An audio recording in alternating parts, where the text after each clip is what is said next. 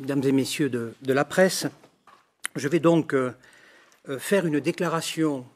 sur les événements qui se sont produits hier soir dans le quartier du Breil et je vais vous expliquer les raisons pour lesquelles ce soir je ne souhaite pas répondre à vos questions.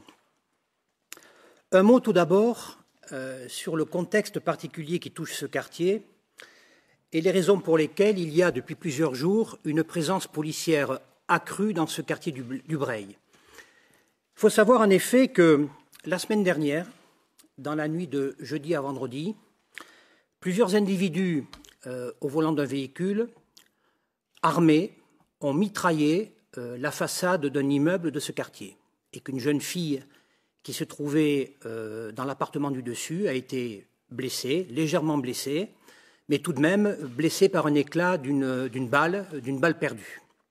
C'est vous dire qu'il y avait donc dans ce quartier, depuis plusieurs jours maintenant, un climat de tension particulier. Hier soir,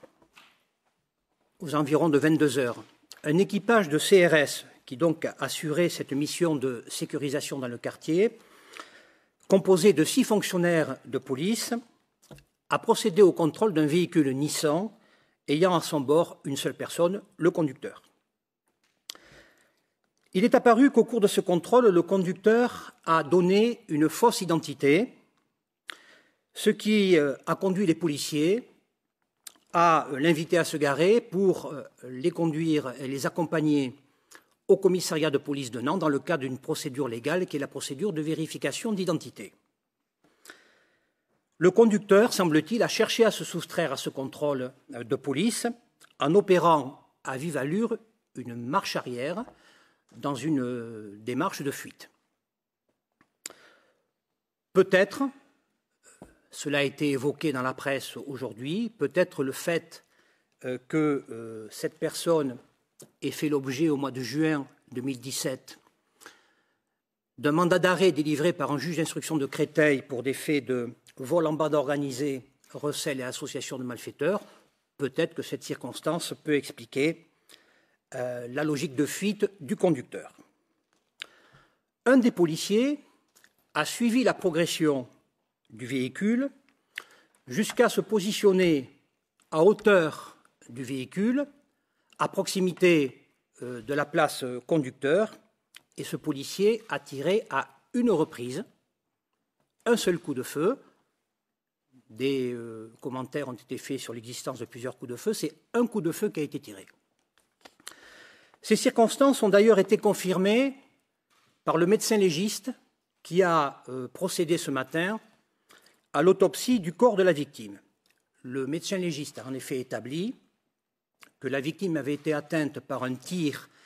qui suivait une trajectoire descendante et que la balle qui a été tirée par le policier a atteint la victime au cou, provoquant la mort dans un bref délai. Cette constatation médico-légale est tout à fait compatible avec la position d'un policier debout qui tire à une distance rapprochée du conducteur qui, lui, est en position assise. Dès hier soir, j'ai saisi l'inspection générale de la police nationale et le service régional de police judiciaire de Rennes avec son antenne nantaise, avec pour mission de procéder à une enquête approfondie en les invitant à se concentrer sur 2 points particulièrement importants. Le premier,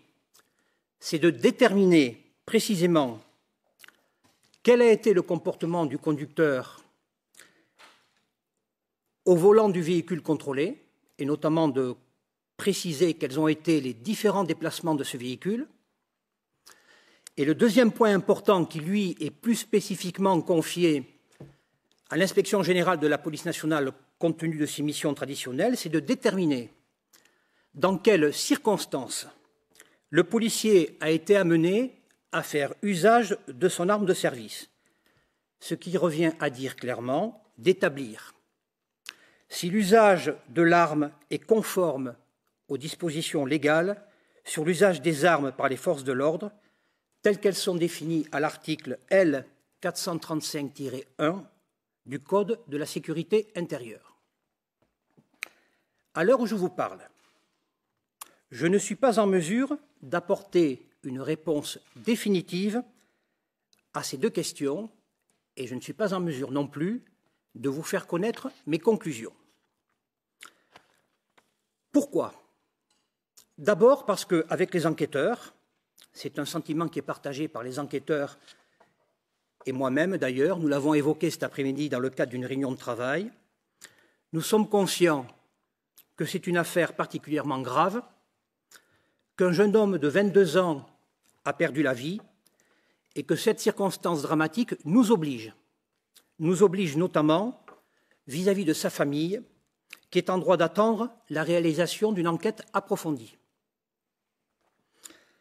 L'enquête a démarré tôt ce matin, avec tout d'abord des opérations de police technique et scientifique sur le véhicule Nissan, et ces opérations se sont poursuivies toute la journée. Les enquêteurs s'attachent à récupérer sur les réseaux sociaux tous les documents visuels qui sont diffusés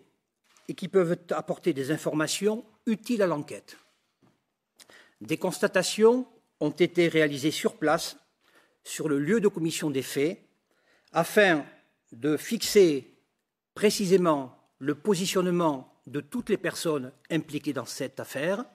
les tiers, le conducteur, mais également les policiers.